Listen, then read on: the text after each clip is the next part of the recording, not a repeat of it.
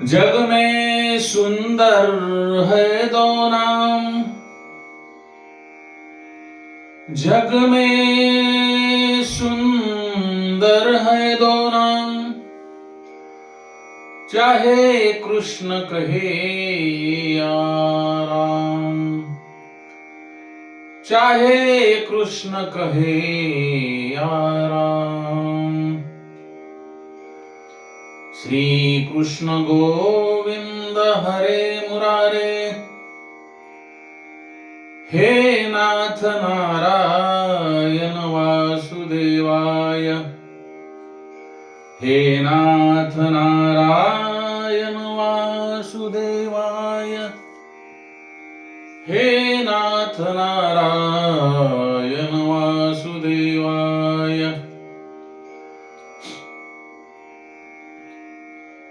आज भागवत कथेच्या भागामध्ये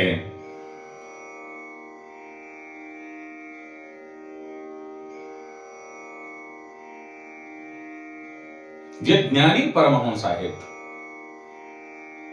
ज्यांच्याकडे ज्ञान उपलब्ध आहे, ते ज्ञानी लोक, ज्ञानी संत महात्मे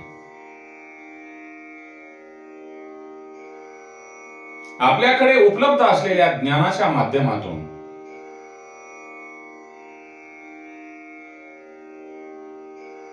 जगाला उपदेश करीत असतात आणि आपले ग्रंथरूपी वाङ्मय काव्य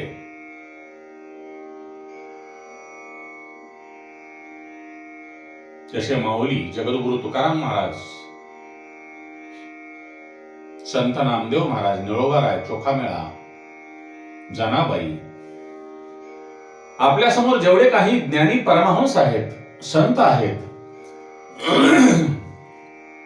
त्यांनी आपल्या ज्ञानाच्या माध्यमातून जगाला उपदेश करण्याकरता जे काव्य लिहून ठेवलेले आहे, अभंग काव्य, कधी न विटणारे, कितीही वेळे ऐकत राहावा, त्याचा कधी वीट न येणारे, असे हे परमहंस असतात. तर जे भागवत परमहंस आहेत, ते आपल्या कृतीच्या माध्यमातून उपदेश करतात. आता भागवत परमहंस जे आहेत, ते आपल्या कृतीच्या माध्यमातून जगाला कसा उपदेश करतात, त्यांच्याकडून आपल्याला घेण्यासारखे काय आहे?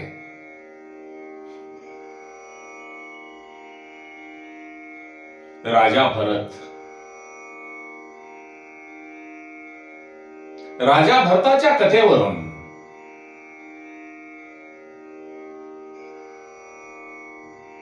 भागवत परमहंस हा मार्ग काय आहे,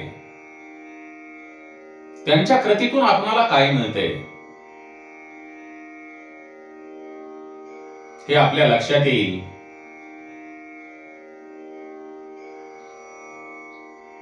ऋषभदेव हे एका वेड्या माणसाप्रमाणे जगामध्ये भ्रमण करत होते. त्यांनी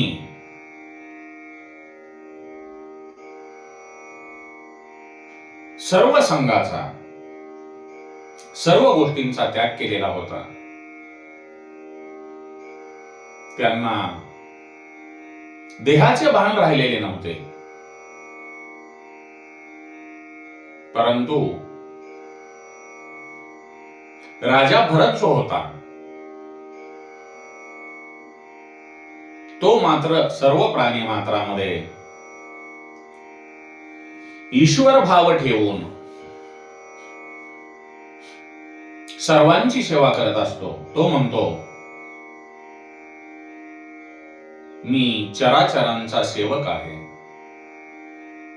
राजाच्या प्रती अशी भावना असली पाहिजे की मी या जनतेचा मालक नसून, मी या जनतेचा राजा असून या जनतेचा मी सेवक आहे, तो खरा राजा.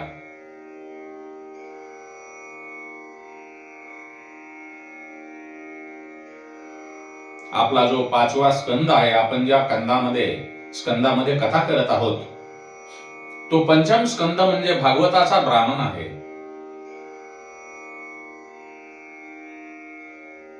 भागवताची व्याख्या आणि त्यावरील भाष्य या स्कंदामध्ये दिलेले आहे. दुसऱ्या स्कंदामध्ये गुरूंनी साधन दिले, ज्ञान दिले आणि दिलेले ज्ञान आपल्या जीवनामध्ये कसे उतरायचे.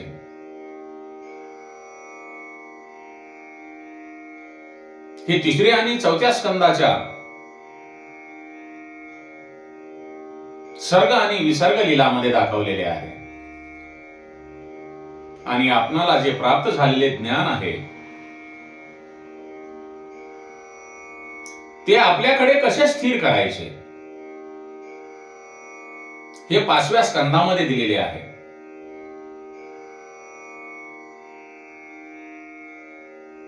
स्थिती म्हणजे प्रभूवर विजय. सर्व चराचर हे प्रभूच्या मर्यादेत असतात. प्रभूवर विजय म्हणजे आपण भगवंताचे नाम संकीर्तन करून भगवंताला आपल्याशी करून घेणे.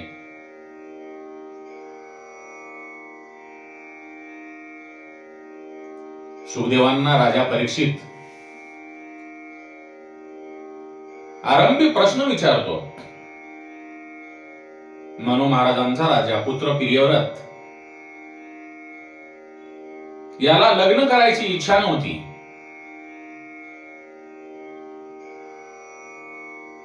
तरी त्याने लग्न का केले आणि लग्न केल्यानंतर ग्रस्त आश्रमामध्ये राहून त्याने सिद्धी कशी प्राप्त केली आणि त्याला भगवान श्रीकृष्णांची दृढ भक्ती कशी प्राप्त झाली.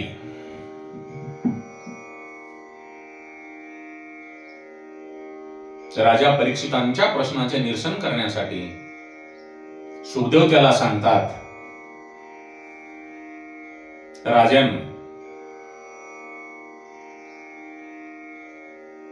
घर हे भक्तीला बाधक आहे. आपले जे घर असते ते घर भक्तीला बाधक आहे. शत्रू, मित्र आणि मालक, शत्रू, मित्र आणि मालक यांच्यात समभाव ठेवणे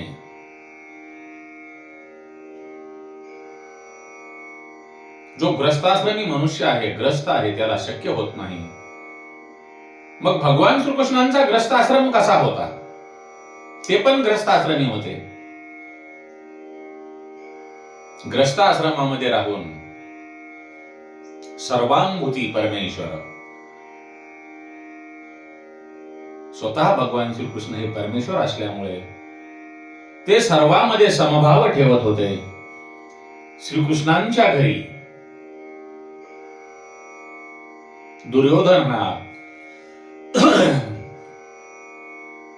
जेव्हा मदत मागण्यासाठी आला होता तेव्हा त्याने भगवंताने दुर्योधनाला मदत केली. वास्तविक पाहता दुर्योधनाने भगवान श्रीकृष्णांचा अपमान केलेला असूनही श्रीकृष्ण त्यांना मदत करायला तयार होतात आणि मदत करतात. भगवान श्रीकृष्ण अर्जुनालाही मदत करतात. ते दोघांनाही आत टाकतात. एकीकडे माझे सैन्य आहे आणि एकीकडे मी आहे. मी ज्यांच्याकडे राहील त्यांच्या बाजूने मी राहील, परंतु हातामध्ये कोणतेही शस्त्र उचलणार नाही. आणि दुसऱ्या बाजूने माझी सेना आहे आणि माझ्या सैन्याचे नाव नारायणी सेना आहे. तेव्हा दुर्योधन भगवान श्रीकृष्णाकडे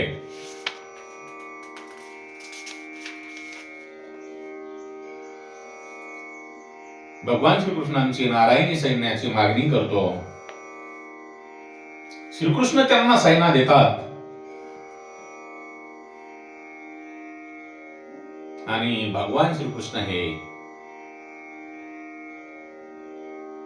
अर्जुनाच्या बाजूने अस्त्राशिवाय लढतात. भगवान श्रीकृष्णांनी दुर्योधनाने त्यांचा अपमान केला तरीही दोघांशी, अर्जुन आणि दुर्योधनाशी सारखेच वागले, दोघांमध्ये समभाव ठेवला.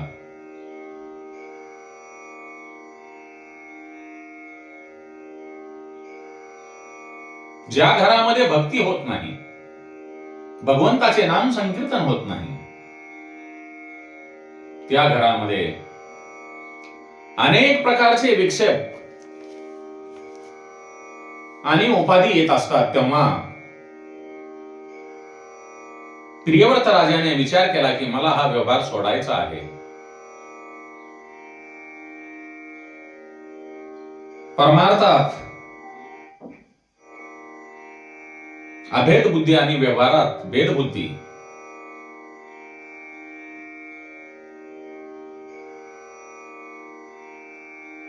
ठेवावी लागते.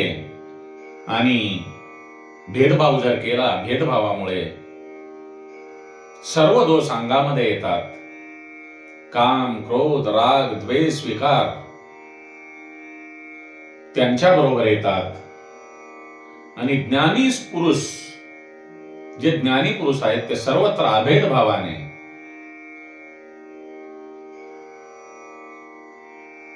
पाहत असतात. व्यवहार आणि परमार्थ करणे कठीण आहे.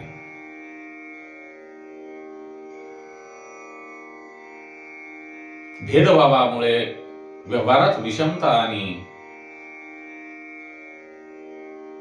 वैर निर्माण होते.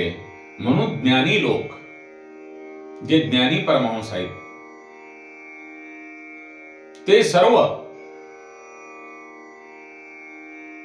संघाचा त्याग करून एकांतामध्ये भक्ती करत असतात.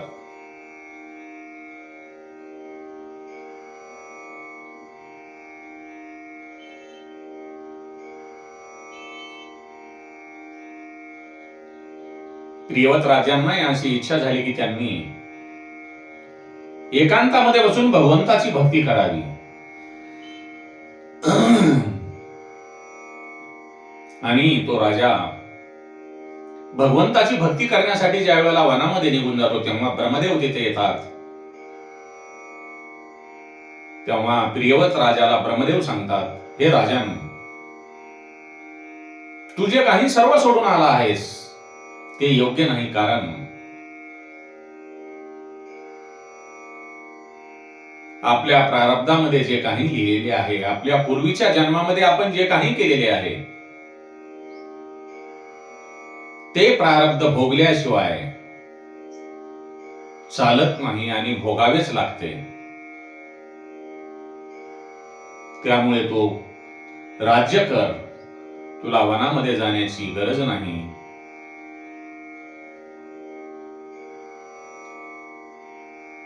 तरी पण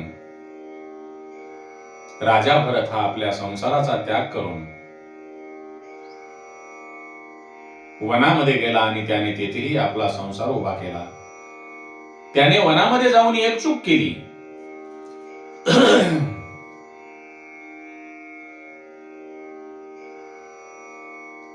आणि भक्त प्रल्हाद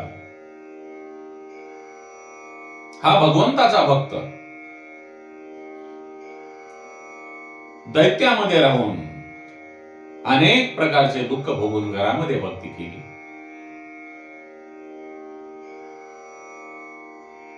आपला जो जीव आहे, मनुष्य जीव आहे, जेथे जातो त्याच्या मागे 6 चोर आहेत.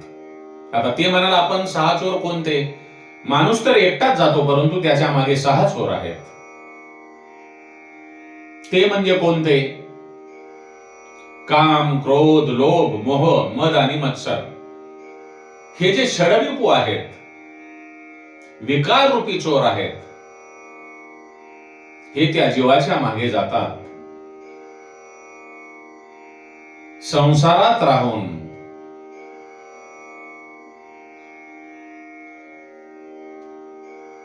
भगवंताची भक्ती करत असताना या 6 चोरावर मात करणे फार सोपे आहे.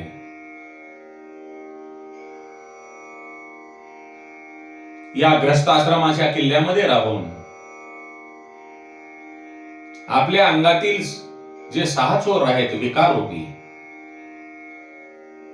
त्यांच्याशी लढाई करणे फार उत्तम. आणि या 6 चोरापासून सुटका करून घेण्यासाठी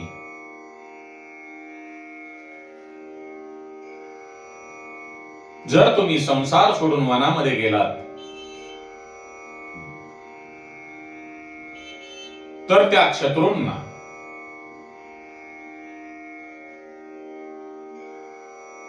विजय मिळवणे सोपे जाईल. त्यामुळे आपलं जे वय आहे, वयाच्या 40व्या वर्षापासून मनुष्याने हळूहळू या संसारापासून अलिप्त राहण्याचा प्रयत्न करावा आणि 51व्या वर्षी वानप्रस्थ आश्रम स्वीकारावा.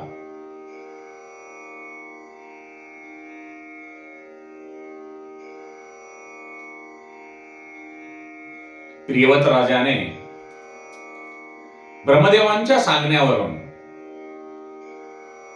संसाराचा पुन्हा स्वीकार केला, पण त्यांचे मन संसारामध्ये रमले नाही. ते संसारापासून विरक्तच राहिला. अनेक वर्ष राज्य करून आपला जो राज्याचा राज्यकारभार आहे तो आपल्या पुत्राच्या हाती सोपविला. राजा प्रियव्रताचा एक पुत्र अग्निग्र वनात जाऊन तप करू लागला, पण त्याच्या मनामध्ये राहिलेल्या पूर्वजन्मीच्या वासना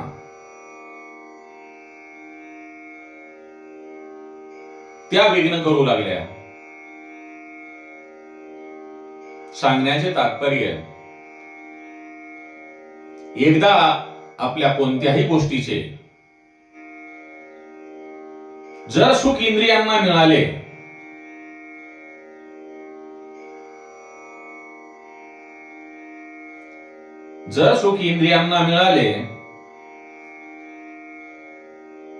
तर ते सुख पुन्हा आपणाला भेटावे अशी मनुष्याला इच्छा होते. आणि ते भोगलेल्या सुखाचे, विषय सुखाचे स्मरण आणि मनात राहिलेली सूक्ष्म वासना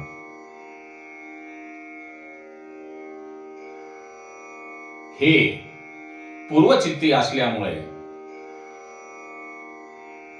ते आपल्याला भोगावे लागते आणि ते आपल्या समोर येते. म्हणून आपल्या मनात राहिलेली सूक्ष्म जी वासना आहे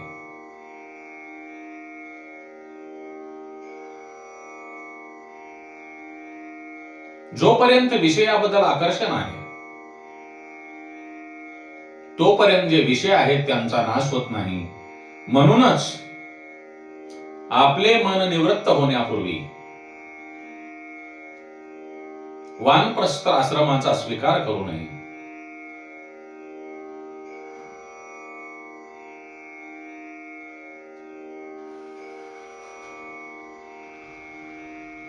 ऋषभदेव नेहमी उपदेश करीत असतात की मानवी जीवन हे भोगासाठी नसून तपासाठी आहे, भगवंताची भक्ती करण्यासाठी आहे. परंतु आपण तसे करत नाही. प्रपंच करा पण परमार्थ करत करत करा. आणि प्रपंच करत करत भगवंताची भक्ती करत करत सर्वांच्या ठिकाणी, सर्व प्राणी मात्रांच्या ठिकाणी ईश्वराला नेहा, सर्वांभूती परमेश्वराशी आपली दृष्टी ठेवा. मानवी शरीराला विषयाच्या बेडीमध्ये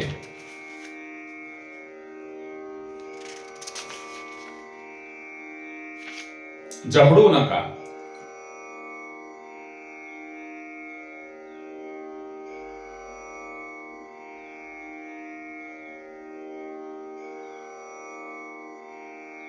मनुष्य जन्म हा नारळासारखा आहे.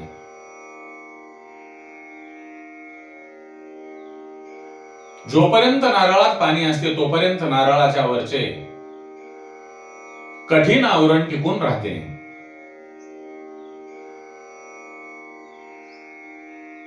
त्या कठीण आवरणापासून खोबरे वेगळे होत नाही.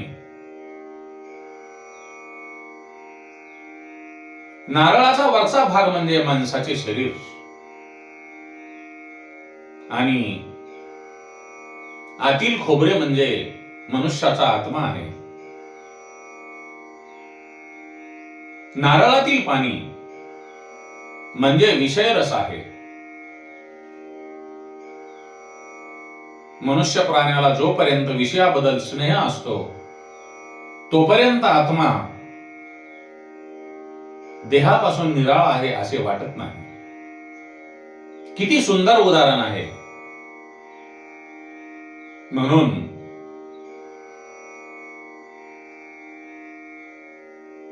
विषयापासून अलिप्त राहून भगवंताचे भजन करा, भगवंताची भक्ती करा.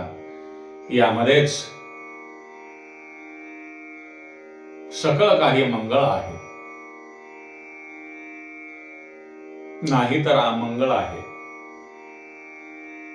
या देहाचा काही भरोसा नाही. म्हणून